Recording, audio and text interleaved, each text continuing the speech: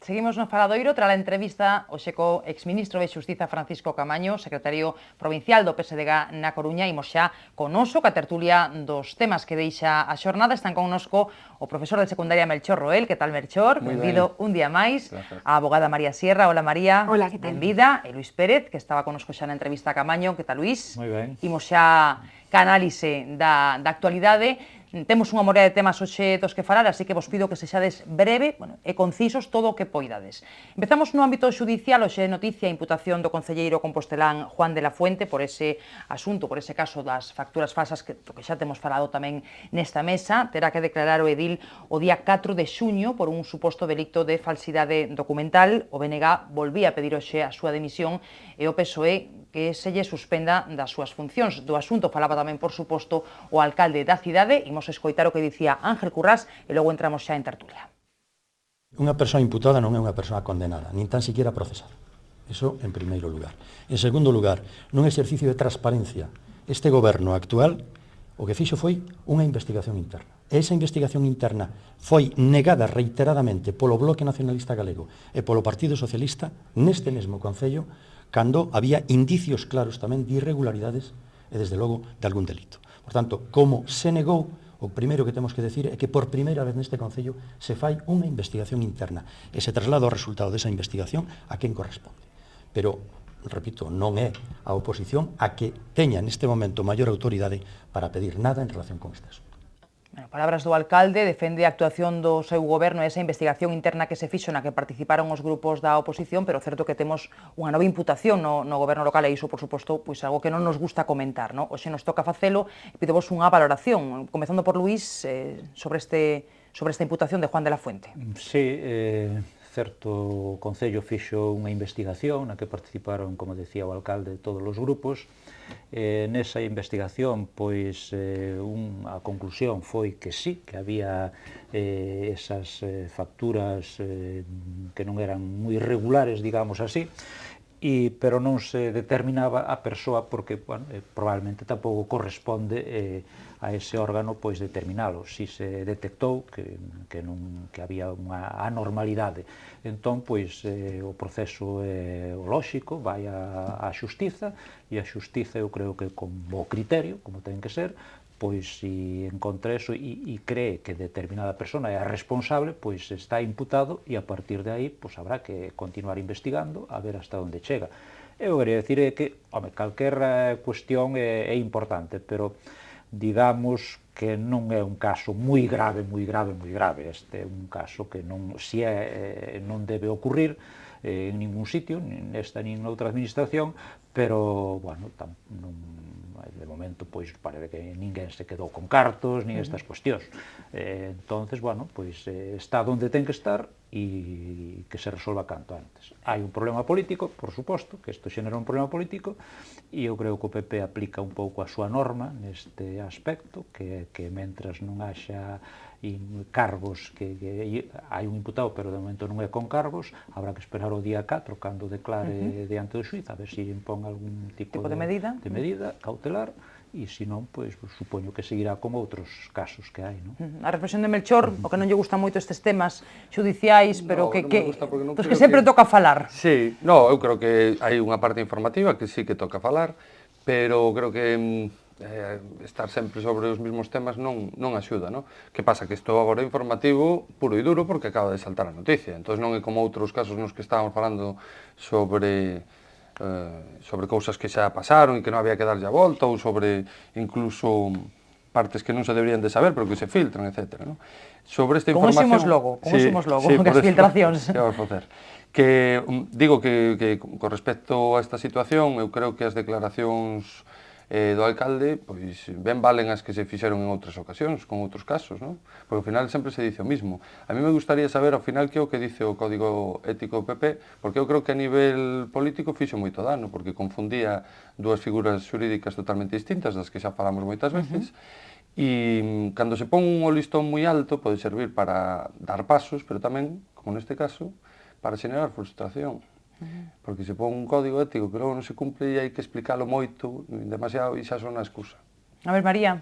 Sí, bueno, enlazando con lo que acaba de decir mi compañero, efectivamente yo ya dije en esta mesa en ocasiones anteriores que era un error poner el listón por encima de lo que debiera corresponderse en coherencia a lo que verdaderamente es la figura jurídica de imputado. Un imputado efectivamente no es un condenado, y por lo tanto, si no es un condenado, yo entiendo que ni en el Partido Popular ni en ningún otro se le puede exigir a ninguna persona que sea llamado a declarar como imputado el hecho de que presente su dimisión, ni de que sea destituido de sus cargos, ni nada de lo que la oposición en el Ayuntamiento de Santiago está pidiendo en este momento. Y lo digo en coherencia, como acabo de mencionar, con la figura jurídica concreta, con lo que verdaderamente es ser imputado, porque de otra manera estaríamos vulnerando completamente la presunción de inocencia. Entonces, si la vamos a respetar, si vamos a respetar esa presunción de inocencia que tiene esta persona y que tenemos todos los ciudadanos españoles, yo entiendo que debemos de ser cautos, debemos de ser prudentes y debemos esperar a que la justicia actúe. Primero, el día 4, cuando el juez instructor, que es el señor Vázquez Taín, de todos conocido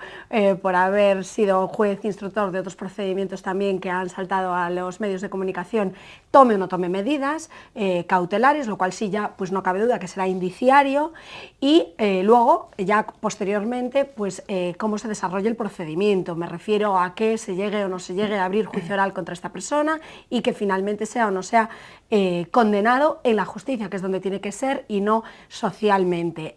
Dicho esto, pues para mí no es ninguna sorpresa, aunque sí, como acaba de decir Melchor, efectivamente es noticia porque hoy se ha a conocer que se llama a declarar como imputado, pero no es sorpresivo en cuanto a que ya habíamos hablado de esto un montón de veces y en cuanto a que ya había habido con carácter previo una investigación por parte del Ayuntamiento de Santiago, y por lo tanto los hechos en sí ya eran conocidos, se pusieron en conocimiento de Fiscalía, y Fiscalía, en base a la información que se le facilita, pues ha presentado la querella que ha dado lugar a esta, bueno, pues a que sea llamado a declarar. Pero repito que yo, si me tengo que quedar con dos titulares, me quedaría por una parte con el de que debemos de ser prudentes y coherentes con la presunción de inocencia, y por otro lado con que es cierto lo que en este caso dice el alcalde, y es que esta imputación nace de una investigación interna en la que el propio Partido Popular, que es al que pertenece este señor concejal,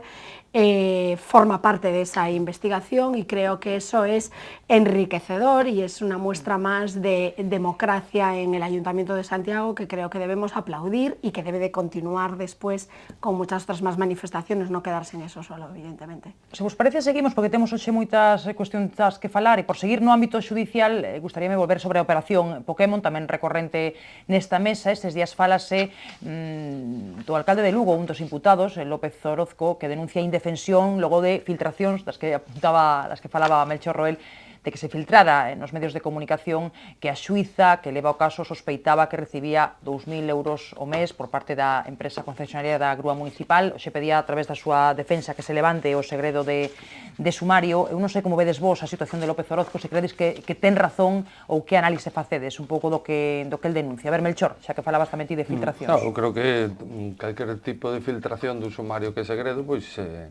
levanta, o sea, digamos que o que afecta a persona dunha maneira que lle provoca indefensión total e absoluta, porque se fala de que se fala e non pode defenderse, porque se se defende é de algo que realmente el non sabe, en teoría, que se lle está acusando, e polo tanto é un pouco un absurdo, ¿no? Entonces provoca unha indefensión brutal, e eu creo que todo tipo de filtracións o único que favorecen é a venta de periódicos e de anuncios nos telediarios, porque outra cousa non lle vexo eu. Vamos, quero dicir, se hai un proceso, a xusticia é lenta, a xusticia é mala, está todo fatal e tal e cual, pero hai que esperar a que se emita un veredicto, e entonces cando se podrá dicir que a través dun proceso judicial xusto, etc. e cual, pois se declarou tal ou cual cousa. Tamén é bon que salgan noticias cando alguén se declara inocente e todas estas cousas. Tamén o digo, futuros, para que non estemos sempre vendo a mula coxa. O xornalista por final, seguimos ca xurista e logo o xornalista que quere falar. A ver, María. Pues volviendo a enlazar con lo que acaba de decir Melchor, sí, efectivamente yo creo que también es bueno que cuando una persona es declarada inocente o cuando se archiva un procedimiento con respecto a una persona que anteriormente ha sido, por ejemplo, imputada, pues que se diga y que se diga de la misma manera, en la misma cantidad, si eso se pudiese cuantificar, que se decía lo contrario. Complicado. Porque desgraciadamente, y en esto y en todos los ámbitos, los ciudadanos siempre nos quedamos con lo que nos interesa, que casualmente suele ser lo que daña a los demás, como si eso nos diese un morbo especial, ¿no? Dicho esto, efectivamente las filtraciones no benefician a nadie, salvo a los medios de comunicación que consigan mayor tirada de la que hubieran conseguido, de no ser por estas filtraciones, desde una perspectiva, desde luego, jurídica y desde la perspectiva de la defensa de esa persona, sino que le perjudican y mucho. Le perjudican porque, efectivamente, como dice Melchor, la persona está siendo objeto de ríos de tinta sin saber el alcance cierto de todo eso que se está diciendo y, por lo tanto, sin poder hacer una defensa en proporción o en coherencia a eso que se está diciendo. No puede, de alguna manera, entrar al trapo, si se me permite una tan coloquial expresión, de lo que se está diciendo, pero por otro lado sí está siendo objeto de esos comentarios que se están diciendo. Por lo tanto, la situación es, desde un punto de vista personal, yo creo que de una impotencia absoluta, y desde el punto de vista jurídico, pues de una indefensión verdadera. A mí lo que me gustaría, como persona que trabajo en el mundo del derecho, es que se persiguiese a las personas que hacen esas filtraciones, porque cuando estamos hablando de tantos medios y de tantas, en los medios de comunicación, de tantas personas que cometen tantos delitos y que se enriquecen de una manera ilegal por tantos delitos, por ejemplo, me refiero a políticos que prevarican o que no prevarican, o falsedades, o este tipo de cosas, pues habría que ver quién del entorno del procedimiento hace las filtraciones y a cambio de qué. Y sobre eso yo, por ejemplo, nunca he visto ningún tipo de información, nunca he visto a ningún compañero de los medios de comunicación que se moleste en saber cómo los propios medios de comunicación llegan a tener esas informaciones. ¿Por qué? Porque hay que proteger las fuentes. Porque hay que proteger. Y de eso no habláis, habláis de los del otro lado, que somos nosotros. A ver, Luís, están aquí Melchor e María bastante de acordo con López Orozco e sacan unha serie de cuestións. Eu tamén. Aquí tamén, bueno, por esa parte sí. Luis é unha persona de orden. No, pero é que E aparte paisano, entón tamén eso... Tamén, eso tamén é veciño. Pero no, eso, eu creo que son dúas cuestións distintas, non? As filtracións non as provocan os medios. Os medios reciben e publican o que reciben e normalmente pois é certo o é certo sempre o que publican, o que pasa que a veces é incompleto, claro. Sí, yo no pongo en duda que sea cierto, no me malinterpretes. Claro, yo digo que de que sea certo genera indefensión y a cambio de que lo en los casos judiciales, digo, genera indefensión ainda que sea certo. A verdade é que non entendo, como nunca se descubre quen filtra. Eu creo que agora nunca se descubre e non debería ser tan complicado.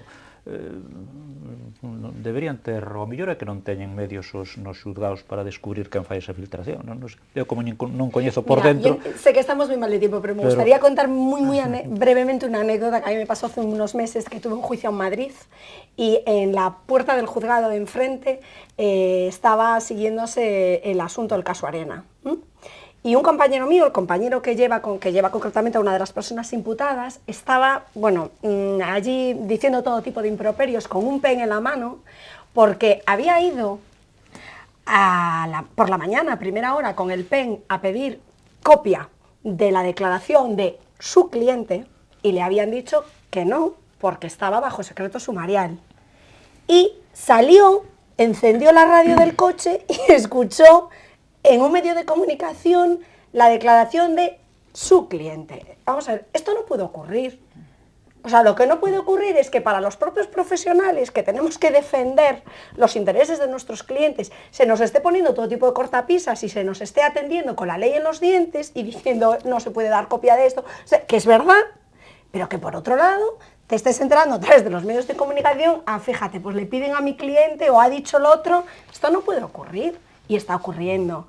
Y entonces, ¿qué intereses hay de fondo y quién se está beneficiando para que nadie haga nada para que deje de existir estos usos. A ver, Luís, sí, non? Sí, de acordo co que di María, digo. Estou de acordo, pero a cuestión é descubrir que non fai, porque eso está penado. Claro igual que que outras está cosas penado, están pues mal por eso. feitas, está penado.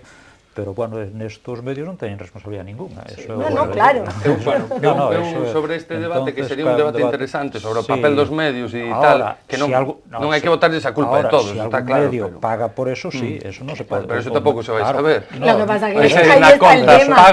Eso non é... No es delictivo por parte del medio en tanto en cuanto lo haga sin cometer ningún delito. Na nosa profesión eso non é unha práctica... No, hombre, non, que nadie está dicindo eso. No, pero pode ser que haxa tamén. Hombre, claro. haber algo, senón... E eso está... Algúnas filtracións serán por intereses de parte que ten un tal, pero a gente ten que sacar algún rédito. Polas informacións non se pode pagar, eso non se pode pagar.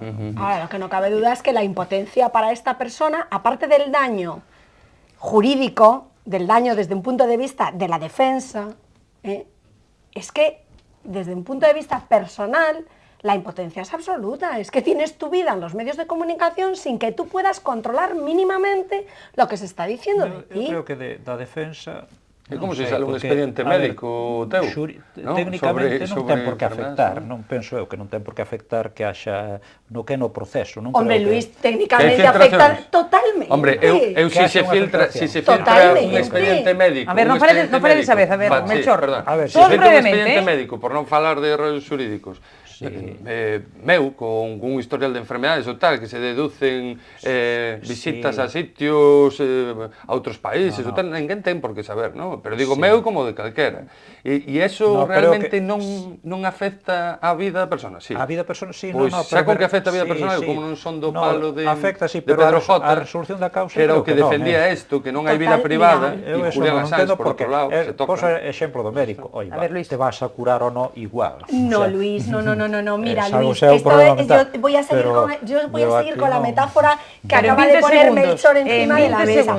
Esto es como si tú me dices que no te afecta o no te va a cambiar, que te enteres del resultado de un análisis ahora o dentro de 6 meses. Las medidas paliativas, preventivas o curativas que tú puedes adoptar enterándote del resultado de un análisis ahora o dentro de 6 meses, puede ser que estés invadida o que no estés invadida nunca antes. Entonces, desde un punto de vista, va llevándolo a mi profesión y sin referirme en concreto a este caso, que yo no conozco en profundidad y por supuestísimo con todo el respeto a la defensa que estén haciendo mis compañeros, que no me cabe la menor duda que será la que tenga que ser, me refiero a la correcta, pero en general, hombre, ¿cómo no va a ser importante el que esté habiendo filtraciones cuando tú como letrado de esa persona no sabes ni qué prueba tienes que proponer, ni qué prueba tienes que practicar, ni qué informes tienes que ir pidiendo? ¿Cómo no va a ser importante, Luis? Es determinante. A ver, listo, a ver, Luis, empezamos este asunto, que temos máis cousas. Como non son da profesión, non entendo. Eu creo que eso nin vai a... Por eso non van a condenar a Orozco nin deixalo libre. Supoño que se hai unhas probas que se coñezcan antes ou despois, eso o que ten é repercusión política para a súa persona, política e personal. Eso é indudable. Non chega con que sexa eso... É indudable. Non, que sí, que esa parte... E eu creo que pode afectar o xuicio. Non sei, tampouco a nivel técnico. O resultado, eu non o sei, pero dende logo, se xenera indefensión e iso é impepinable, se xenera indefensión e iso é impepinable, estamos ante un proceso viciado. Pero... Si no medio dun proceso judicial que ten secreto de sumario se saben cousas que eu non sei, polo tanto non me podo defender, este é un proceso judicial injusto. Desde todos los puntos de vista procesales afecta. El secreto de sumario está previsto para algo y por lo tanto, en tanto en cuanto no se levante, cualquier filtración es contraria al propio secreto de sumario, luego no va a beneficiar, va a perjudicar. Si no, ya se habría levantado. ¿Por qué la jueza lo prolonga un mes más? Un mes máis, efectivamente. Claro. A ver, Luís, a última reflexión de Xoti, xa que eres a voz discrepante. No, son discrepante en parte. En parte. Orozco, claro, o problema maior, o problema político sobre todo, e a parte da cuestión xudicial, pois ten un problema político en Lugo importante, pero polo que ven tendo xa desde o comezo de que el descoñecía, según as súas palabras, descoñecía todo o que estaba ocurrindo no Concello de Lugo. Eso creo que ten certa gravedade, non? Esa é a cuestión que... Podíamos seguir por aquí, pero teño que poñer outro tema enriba da mesa, imos falar de política aeroportuaria, xa falamos algo esta semana, pois o fío desa reunión que houbo entre Xunta, Goberno Central e alcaldes das tres cidades con aeroporto. A recita da Xunta é clara, máis coordinación, pero eu quería preguntarvos directamente por a petición que facía o Foro Cívico Empresarial de Santiago, que cree que se deben pechar os aeroportos de Alvedro e Peinador, e hai, bueno, pois moitísimas reaccións, entre elas a do alcalde de Vigo, que cree que está Feijóo detrás desa proposta do Foro Cívico Empresarial. Hoxe decía, por certo, Feijóo, que tamén falou deste asunto, que non se vai deixar levar por criterios partidistas nin localistas. E nada, estamos nun debate que ven de vello, do que xa temos falado moito, e que é consecuencia, supoño, de ter tres aeroportos, non? Temos os tres aeroportos e así estamos, non? Agora con estas batallas entre as tres cidades. A ver a vosa reflexión. A ver, Luís. Pois, home, eu non sei se o Foro Cívico de Santiago pois está nunha postura de máximos, non? Probablemente, porque nestas cuestións, se non adoptas así algo, digamos, un pouco radical, tamén é para que che fagan un pouco de caso, non? Eu vexo inviable que poidan pechar os outros dous aeroportos. Ahora ben, que haxa unha maior coordinación e que funcionase o que se decía desde hai moito tempo, que fose un mesmo aeroporto con tres terminais, pois eso sí que se fai necesario.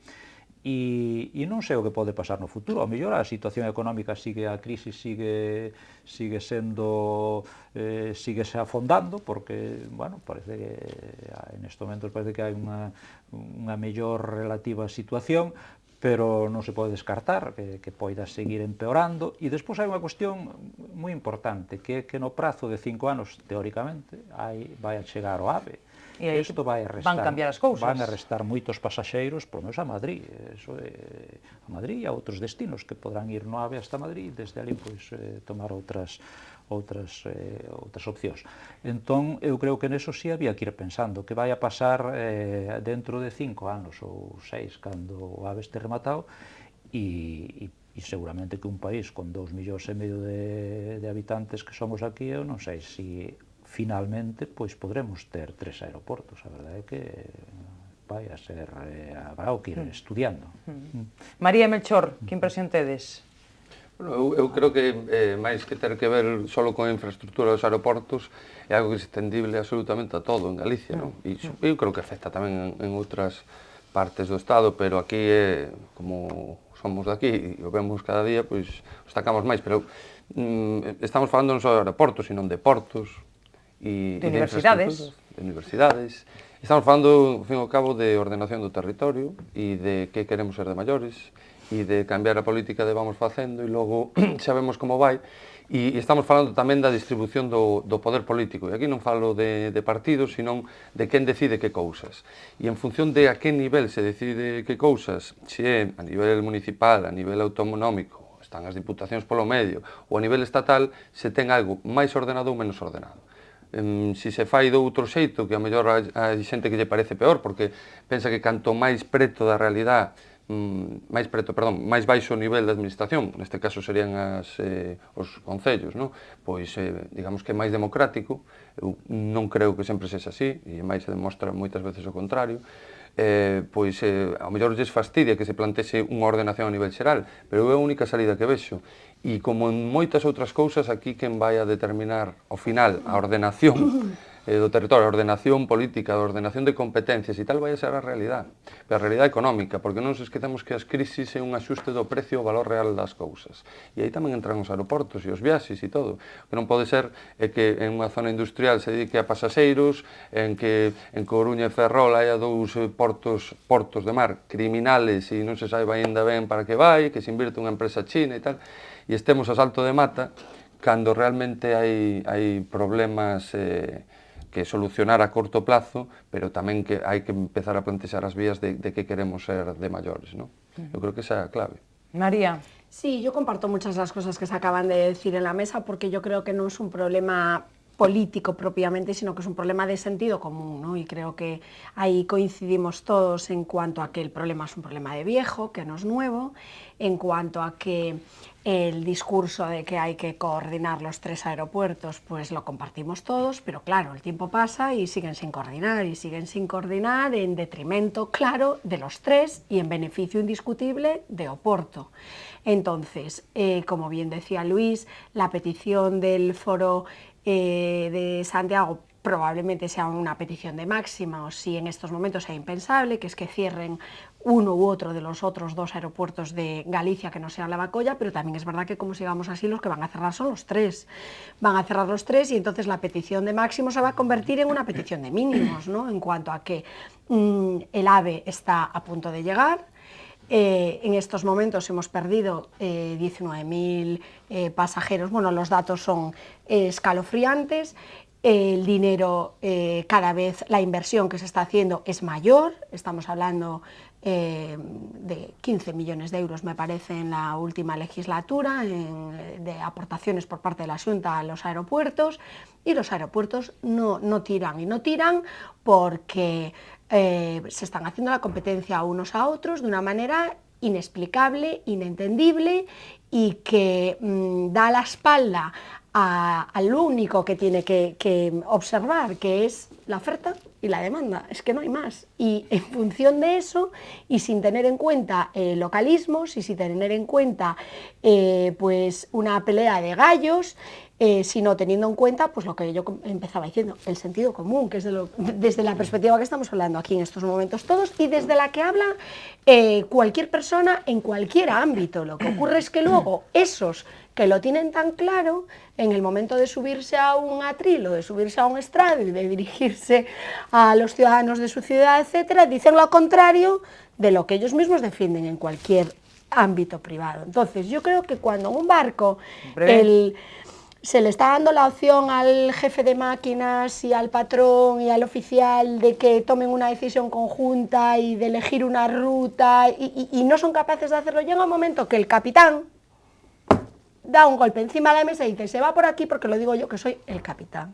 Y en este momento yo creo que el capitán tiene que mojarse, utilizando otra expresión coloquial, y tiene que mojarse y hacer lo que no se ha hecho hasta ahora y dejarse de demagogias y dejarse de comisiones de estudio, de coordinación, porque eso lo sabemos todos, pero que lo hagan, que Vigo sea un aeropuerto destinado a cargas, fenomenal, pero que lo sea.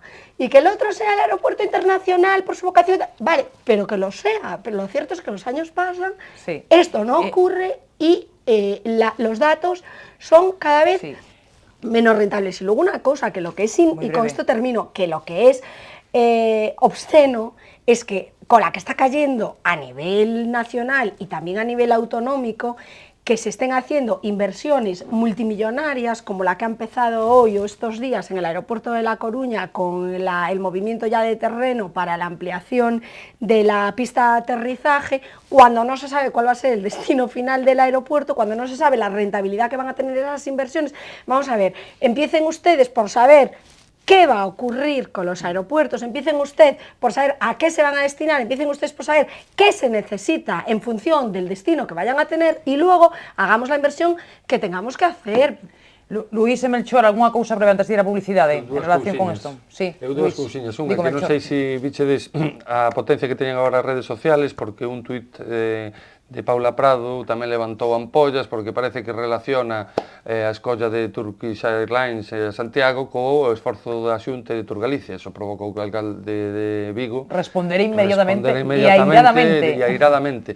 E isto ten que ver coas competencias co que falábamos. E a segunda cousa era a raíz do que decía María e tamén a raíz do que decía eu da división de competencias, da división de poderes, da distribución das competencias dentro dos poderes, o local, o autonómico, e é que se hai un poder que ten certas competencias e un partido político ten un discurso, ao final o discurso do partido político o vemos, e tamén o vemos ao nivel do Estado, se diluye o entrar no poder desa instancia, por exemplo, a local ou, por exemplo, xa non digamos as autonómicas, onde hai un discurso determinado, ¿no? Por exemplo, sobre a ordenación, veña, vamos a poñer o das universidades, vamos a poñer o dos aeroportos, e cando se chega ao poder en unha determinada parte, amigo, ou das diputacións, vamos a eliminar, vamos a tal, e se chega ao poder, amigo, para atrás. Hai honrosas excepcións, pero parece que o mecano institucional acaba modificando o discurso político dos partidos, que en teoría ten unha ideoloxía detrás e tal.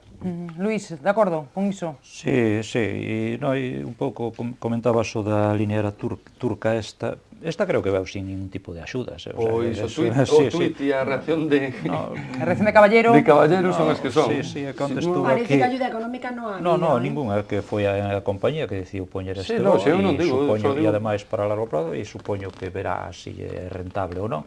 E despois é que hai outras cuestións, por exemplo, estáse falando tamén de Ryanair, que ten moitas axudas.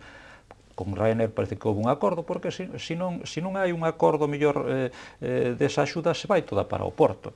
Que vence a final de año, por cierto. Todas estas cuestións tamén as hai que ter en conta. Se vai para o Porto, pois... Pero non se ten que decidir solo mirando para Santiago, solo mirando para Coruña, hai que decidirlo a nivel central, distribuirlo. Claro, con Ryanair, por exemplo, con Ryanair decidiron axudar os voos internacionais de Ryanair, pero despois Ryanair, pola súa conta, puxo un con Madrid.